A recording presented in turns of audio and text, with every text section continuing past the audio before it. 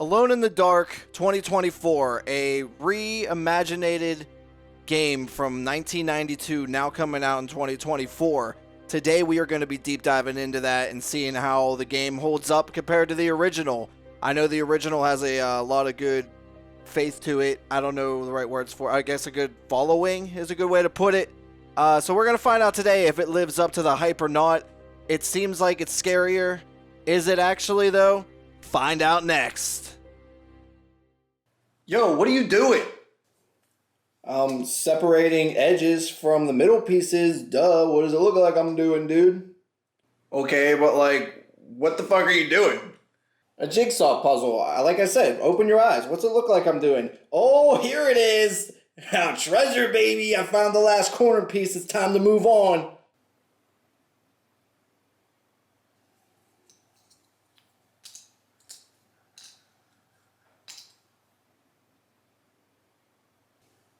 Why are you doing that right now of all times?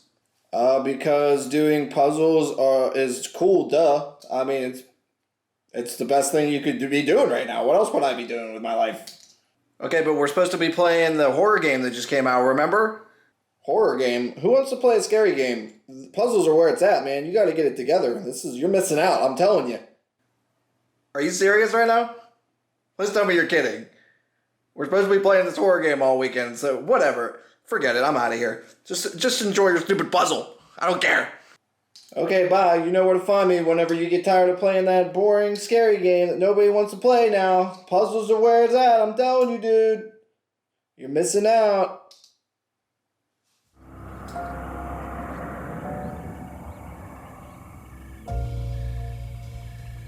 Hey, anybody watching this, I appreciate you being here. If you could subscribe to the channel, like the video, if you enjoy what you see today, it means a lot to me. So back to the video. In my playthrough, I played as Edward Carnby, a private investigator. I just figured I'd get that out of the way so you know, because you have the option to choose who you want to play as in this game. But you're driving out to a manor in the middle of the swamp in New Orleans, Louisiana. And this scene just reminded me of Resident Evil 7, like 110%. If I'm going to probably show it on the screen so you can see what I'm talking about. It just gave me vibes, and I feel like it almost looked like it's shot for shot in a way. Edward is hired as a private investigator to look into the disappearance of Jeremy, who is Emily's uncle in this game. She believes that he has been experiencing some kind of paranormal activity kind of stuff and that he is possessed in a way. You're not really sure at the time what's going on, but he's disappeared off the face of the earth. Emily received a letter from Jeremy, which was very interesting because how do you receive a letter from a man who has disappeared?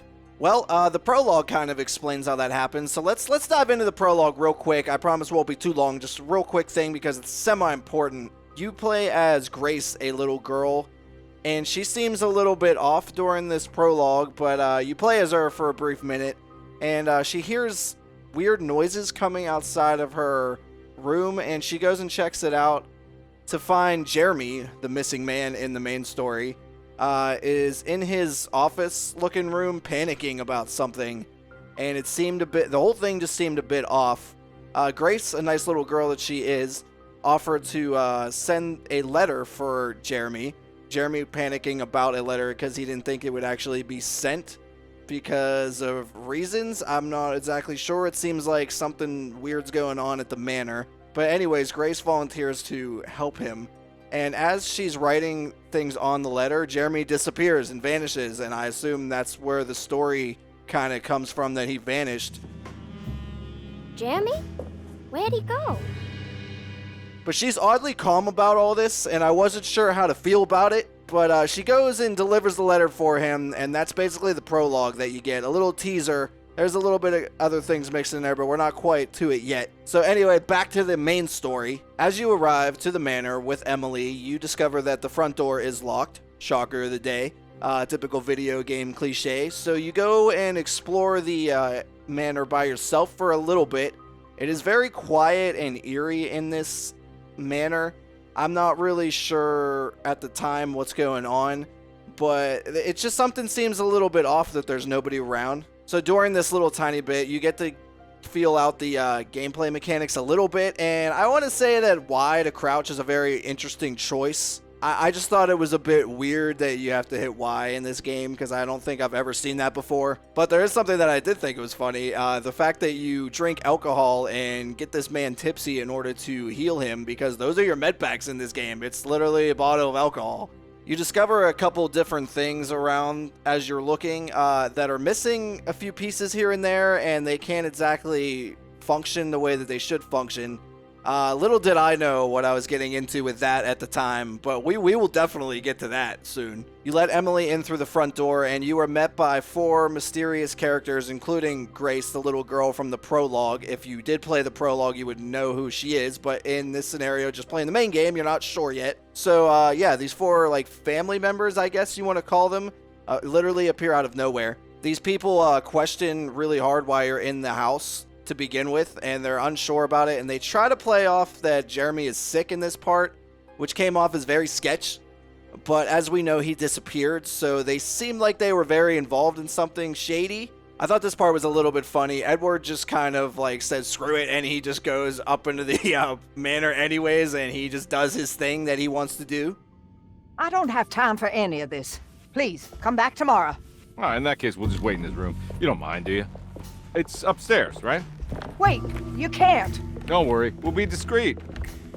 So you get to Jeremy's room and you discover a book about a dark man character that is haunting Jeremy. And really, this is the first attention-grabbing moment of the game for me. You find a painting in there as well of Jeremy. I believe that's who is in the painting. I'm not exactly sure, but something very, very strange happens. Emily is suddenly gone and the entire world changes around Edward into something very disturbing.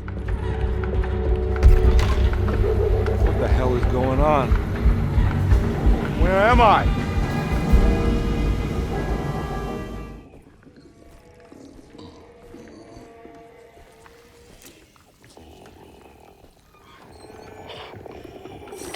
Ah!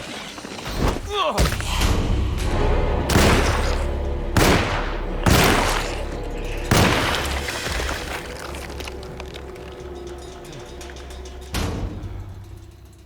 Bro, you gotta come check this shit out, man. This game is awesome. The first, like, 5 minutes...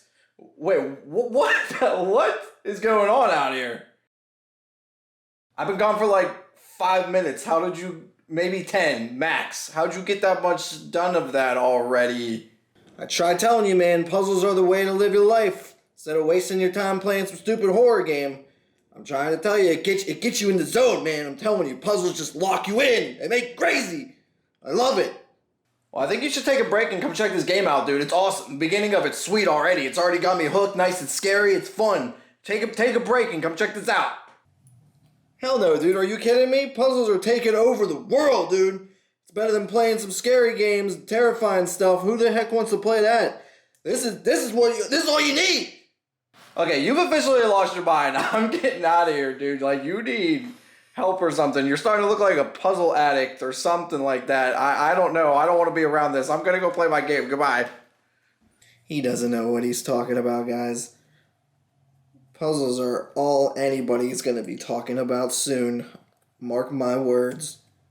In here, you meet a man that explains to you that Jeremy has, like, a deal with the Dark Man, and he's hiding using, like, a mysterious item called the talisman. I believe that's how you pronounce it. Edward then discovers the talisman and sees a brief vision in it, and then it brings you back to reality inside Jeremy's doctor's office, and it's about as all over the place as you think. It's a little bit more stretched out than that. It's not like in an instant all that happens. But before we advance on the story, I did want to talk about graphics and atmosphere real quick of this game, because I think it is something that this game does so well, and it is my favorite part of this game, for sure. I guess when I say for sure, I mean more of the atmosphere than the actual, like, visuals itself. The graphics can be a little 50-50 at times, more of the character models, but I can get past that stuff. The environments look fantastic, but oh my god, the sound design in this game.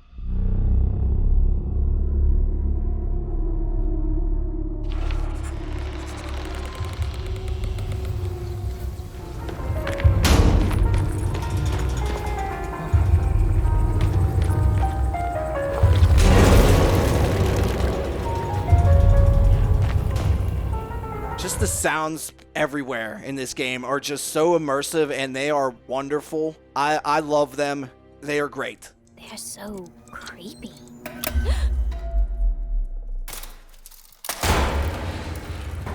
Oh no, Jeremy, what have you done? This is where you meet Dr. Gray, and Edward is very confused because it seems as though nothing even happened. After you pop out of the world, you get the whole patient confidentiality answers from Dr. Gray. So you then venture off through the manor, solving puzzles. After solving a few, took me forever, by the way, to figure out some of these puzzles, just to figure out where you're going, because I didn't know the manor at all at this time. But after you figure that out, you get another taste of Jeremy's terrifying world.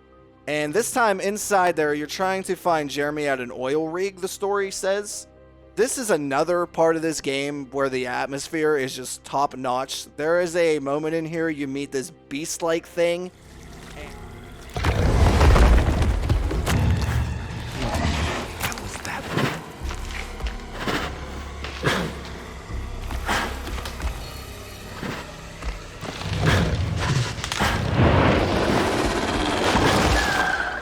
And right after you do, it just feels like it's creeping up on you, stalking you from... I mean, I think it is technically stalking you. It doesn't actually come after you in this very moment. But wow, this part really had me on the edge of my seat.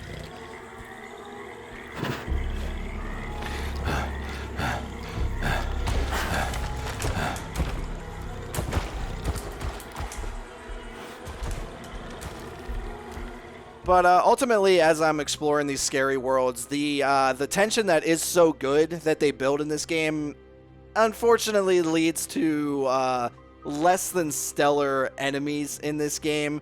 I'm looking at you, burrowing monster things.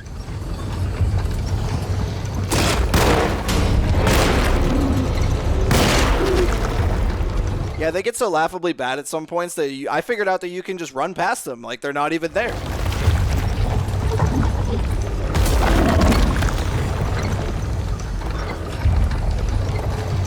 And you kind of just actually get through it that way. But if you do fight the creatures, it does lead to not very great combat as well. I figured out throughout playing the game that combat is not meant to be the main selling point of this game. But I did have to point it out because this is a deep dive review, that the combat is definitely not something you're going to write home about. That's for sure. And not to carry on with the negatives at all, but like I said, this is a review, honest opinion. These are negatives for me. In this world this time, and another time after that, there's a couple times in this scary world that you go into, Jeremy's world, that you accomplish like literally nothing. It felt like you don't advance the story at all. I'm rambling, I'm losing my thoughts. You just kind of venture around and fight some monsters, and that's it. There's no like story part of it that advances. So yeah, after returning from Jeremy's world, looking for him at the oil rig, this is where also the descending of this game just continued. It took me forever to figure out how to finally get to Grace's room. This is the next area of the game that it wanted you to get to, and I was just getting so bored already, and I hated it because I was super into the horror aspects of this game. But anyways, you get to Grace's, and she's a character that I'm really intrigued by because of the prologue. She just seemed very sketchy. You find her inside Jeremy's office from the prologue as well. Detective Carnby approaches her, and she's drawn something like on paper on the floor, and you're not exactly sure what it is at the time. Edward keeps saying that he recognizes her from somewhere during this game, and that is later explained, and we will also get to that. But she goes into little creepy girl mode real quick here and avoids answering how he knows her. So she kind of just avoids the whole thing for the time. And after this, you might have guessed it already, but you adventure around the manor, doing more puzzles, looking for missing items to advance the story. And sorry for sounding annoyed here, but I want to show you how I felt during playing the game, and I was very annoyed and very bored and very frustrated. All of the above. Oh, and don't let me forget as well, I need a key. I need the key. I need the key. I need the key. So after more boring house exploring, you find yourself back into Jeremy's world. This time you either fight or sneak your way past more creatures, but then suddenly you stumble upon another puzzle. this one is a retrieval puzzle. It's a little bit different. So exciting, isn't it? This one is inside the scary world, so I will allow it in this situation. That's kind of what I wanted. If you're going to give me a bunch of puzzles, can you at least put me in the terrifying world that's entertaining me? You're tasked with finding 3 medallions, which leads you inside some very scary tombs, which I enjoyed a lot. Entering one of the tombs led me to finally dying for the first time in this game, when I literally got jumped by these motherfuckers. I spawned back in though, and the health that I got on the first run of it before I died was not there on the second run, so that was kind of annoying because I lost like 3 med kits I think in the process, and I kind of needed them at the time. And then carrying on from that a little bit later, they kind of put you in these unwinnable situations on a couple occasions in this game too, and I knew it was just the game messing up, so it just started to get on my nerves even more. Too many of them. I gotta get out of here. Ah!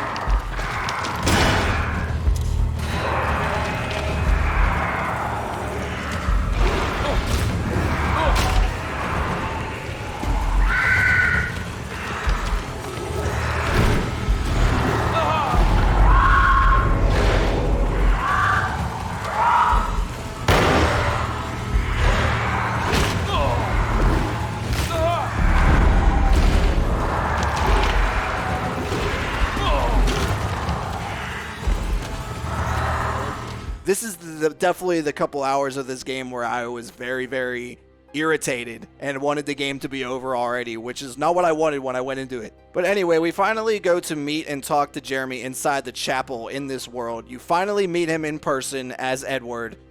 Jeremy informs you about making a deal with the Dark Man and that he must stop the Dark Man's evil from spreading any further. And let's just say from the outside looking in here, Jeremy is definitely going to the loony bin. Behind you! Run! Don't let him take you! You then teleport back to the real world with the woman lying on the bed still from the chapel, but she's in a bed because it's back to the real world. And I thought she was sleeping this whole time. And no, she is dead. She is gone. That is it for her. She is literally dead. And I was like, oh wow, something intriguing is going to happen here from her dying, right? Absolutely not.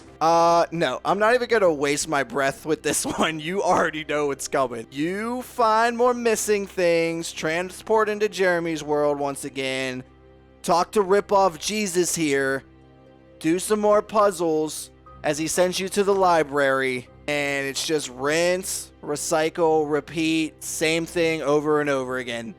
The problem I have with this game, because I feel like I'm over halfway into it at this point, I know the video is not going to portray that, but it just kind of like felt like it was plateauing the whole time. It never really took off to like big heights or like even big negatives, because sometimes that makes it interesting in a funny way or something, or even just like lets me know the game is terrible.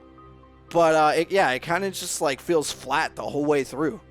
So you get to the library, you retrieve another item, shocker of the day. It is actually laughably easy, and I was like, what is going on here? Because it seemed like it was very important, and you think it would be a little bit harder to find.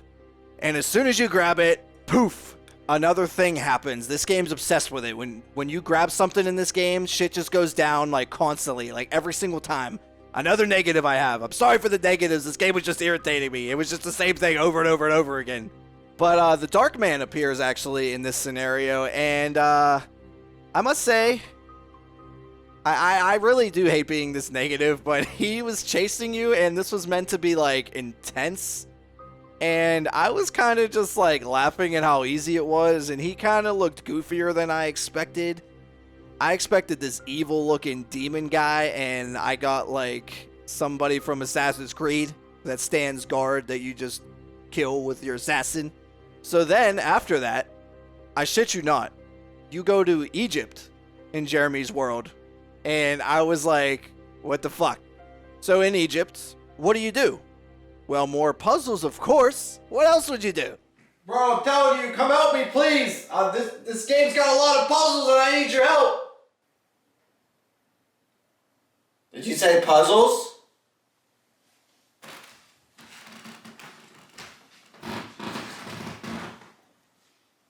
And And it's not even like the puzzles are great. Like, I would say 90% of them are like preschool level puzzles, and I really mean that. I can't believe I got him to play that stupid game last night.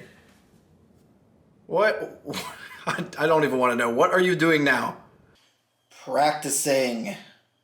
Practicing what now? Oh my god, not more puzzles, man. Is that really what I see?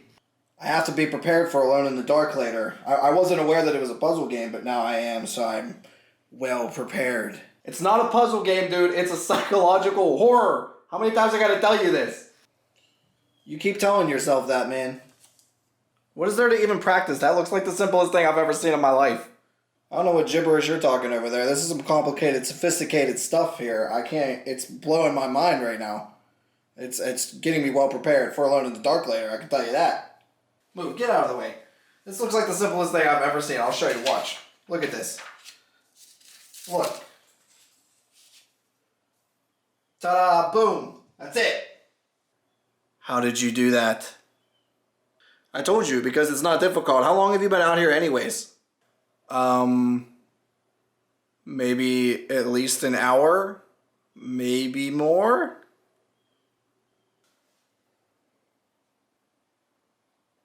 And I'm sorry, I wish there was more story or exciting things to talk about other than the puzzles, but seriously, like, it's just the same thing over and over again. It's just Manor, puzzles, Jeremy's World, over and over again. Until you just absolutely die of boredom and you live a very short life because the puzzles just kill you and you want to just drain yourself. And also in here, this is the part of the game where I feel like it had a little bit of an identity crisis, like playing through the whole thing. It starts as a super like horror game thing. It really does. It gives you the horror vibe immediately. Then it turns into like a CSI mixed with Resident Evil thing, solving puzzles and finding clues and things like that. And then it just turns into like Tomb Raider and Uncharted as you venture through tombs and you go to Egypt and you find ancient things like a dagger in this situation that is important to the story. But it's just like it needed to pick a lane and stick to it. It was just all over the place. After Egypt, you do actually, like I said, you find the dagger. This is very important because this is what you need to lift the curse from Jeremy, from the Dark Man. You're awoken in the attic with Emily standing over you. And I'm not going to lie, at this point, I forgot she even existed because she's barely even in the entire game. But I know she's meant to be the other playable character, but I thought they would interact a little bit more, have this like connection thing going on, but that did not happen. Edward explains his plan about the Dark Man and Jeremy to Emily. And Emily has no idea what the hell you're talking about because she is not seeing any of this stuff. And I didn't even think about that till then, but this part was a little bit funny because she's looking at him like he's insane. But yeah, after looking crazy to Emily, you go back into Jeremy's world again, and I've started to get bored even talking about this to you guys, but it is literally that again. This time you're on a ship that Jeremy is apparently hiding in. And this is the part of the game that I also realized that like 80% of the things that I searched in the world as well were just like empty nothingness. Like I'm looking for bullets, I'm looking for meds, and everything that I'm picking up in this entire game, like I said, 80% of the time is just nothing. No loot or anything cool, just nothing. Nothingness. But after exploring the boat for a bit, you find where Jeremy is. He's actually in this memory in the real world, it looks like, talking to Dr. Gray. And Edward goes down there and busts through there like FBI and fighting off like these tick-looking things. And he's like screaming at Jeremy, and Jeremy cannot hear him or the doctor. And then the doctor just snaps him out of it, and he's like hallucinating all of this, and he looks absolutely crazy to Dr. Gray now. This game's basically just one constant mind fuck, and it really is. And I don't know if that's a good thing or a bad thing, that's just what it is. After that, you have to solve Grace's picture puzzle, and then you solve it, you go back to Jeremy's world, blah, blah, blah, and then I slowly started losing my sanity playing this game. Oh yeah, bro, let's... What is wrong with you? Bro, relax. It's just a puzzle, man. It'll come back to you. You'll be okay. Puzzles are the shit. Okay, I'm gonna Get the F out of here and get back to my game. You have fun with that now. So this time, you're actually not in Jeremy's world. You're in one of Edward's memories. So they switched it up a little bit here, and it got me somewhat interested, but little did I know that I was almost at the end of the game already. The Dark Man in this scenario wants Edward to relive something from his past that was very dark, and a very dark time in his life as well. He's depressed, drinking on the job, not being a good detective at all. But in this scenario, he's a fully depressed detective. He's put on a case about a missing daughter, and he needs to return her to her mother. I think she was kidnapped or something by her father. I think that's what I got from it. But anyways, Edward continues his memory, and he eventually finds Grace on a bridge and realizes that Grace was the daughter taken in the case. And you find out when Edward returned the girl to her mother, the mother wanted nothing to do with her, and the father drove off a bridge with Grace inside the car, killing both of them in the process. And I was like, this got dark real quick. Poor Grace, she just got killed by her own freaking parents. The Dark Man, being the evil thing that he is, really wanted Edward to relive this and experience those feelings again of like letting down Grace and basically killing her in the process. So Edward goes down to inspect the car, and then this happens.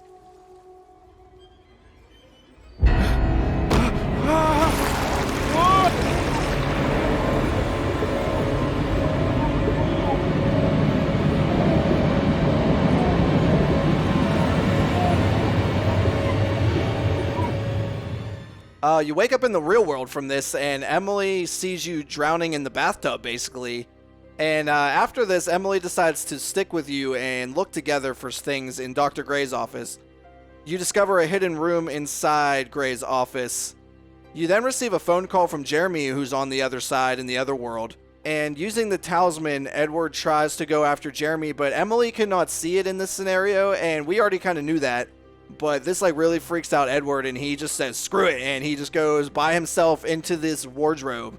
You meet Jacob, who is the person you're supposed to stab with the dagger.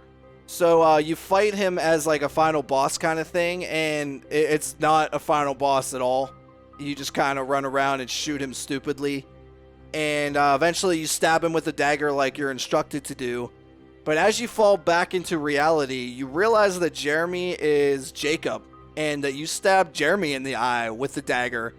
When you get back to the real world, this man is like, whoop, one-eyed. Pirate eye patch coming your way, man. But then the Dark Man appears after you stabbed him, and Edward starts to fight back against him, stand up to him, and he punches him once or twice. And you actually realize in reality you're punching Dr. Gray in the real world, and the Dark Man has tricked you into doing that to make you look a little bit crazy. And I thought this whole making you look crazy was going somewhere important, and spoiler, it really does not. It really leads to this scene that's about to happen, and that's it. But yeah, you wake up tied to a chair, and they invite you out to the weird ritual thing that they've been talking about all game with the tree in the conservatory. And I was kind of curious on that, what's going on with it, because they made it seem like this huge deal. And I will say, honestly, it is kind of a big deal, because it turns into something, let me tell you. This game goes dark once again real quick. They go into cult mode, and they go to have Grace hang herself to this tree to sacrifice herself. And I was like, whoa, are we even allowed to do that to kids in games anymore? Now, Edward's being held back from one of the members of the family or the house, and Emily saves him and frees him from that, so he saves Grace in the process, but I did not see what was coming next at all. Apparently, to keep this tree at bay, the darkness that it has inside of it, you have to sacrifice somebody to it, and Edward saving Grace messed that all up, and this tree goes AWOL and comes to life and absolutely slaughters almost everybody in this conservatory. And I was like, oh my god. And during this, I was laughing my ass off, and not in like a make fun of this game way. I was just actually enjoying myself for a change in this game. And I was very interested to see what was coming next. And then the game shot me in the foot. Well, what does come next? You fight the alien tree monster thing, and then that's it. Game over. And I was like, huh? That's it? just a very abrupt ending, and that's it. Like, it just started finally. It wasn't plateauing anymore. It got somewhere high, and it lasted like 10 minutes, and then boom, that's it. Everyone lives happily ever after that remained alive, and that's seriously it. So, in summary, if you can't tell, I wouldn't exactly say I enjoyed my time with this game for most of it. I found myself just desperately waiting for the next section of like Jeremy's world and some horror, which is probably only about a third of the game, maybe half of it at most, but I think that's being generous. David Harbour from Stranger Things, and you probably know him actor-wise. He plays Edward in this. He does some decent stuff. I wouldn't say it's his best work, but it's okay enough to get by. It's solid at times. There isn't as much character interaction as I wanted, just period. I really wanted Edward and Emily to have some interaction, but I'm talking like overall, there was not a lot of characters interacting with each other. Overall, playing through the story was mostly a letdown, but when the game gets to like the scary parts and the tension and the world around you, is just going crazy. It's super well done, and I appreciate it a lot for a horror game. This game could have like really been a great horror game if they stuck to the horror. So what is my final rating of this game? With that being said, at the end of the day, I think Alone in the Dark is just a very average experience. It has some highs for me, like as far as atmosphere and graphics go, and then it has the big lows of the story and just being bored.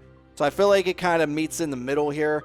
And I'm going to give it a 5 out of 10. This game is just wasted potential at the end of the day. It just has successful horror written all over it. And it chooses to go the puzzle route and sending me to an insane asylum doing puzzles over and over and over again for 75% of the game. And I wanted to die. But yeah, average game in my opinion, but let me know your opinion in the comments if you played this game yourself.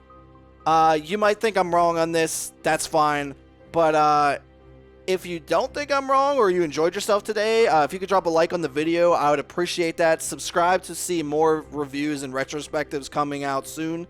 Check back on Fridays. I don't upload every single Friday, but every one that I can, I will be uploading a video. But yeah. Have a great rest of your day. I hope you enjoy your day.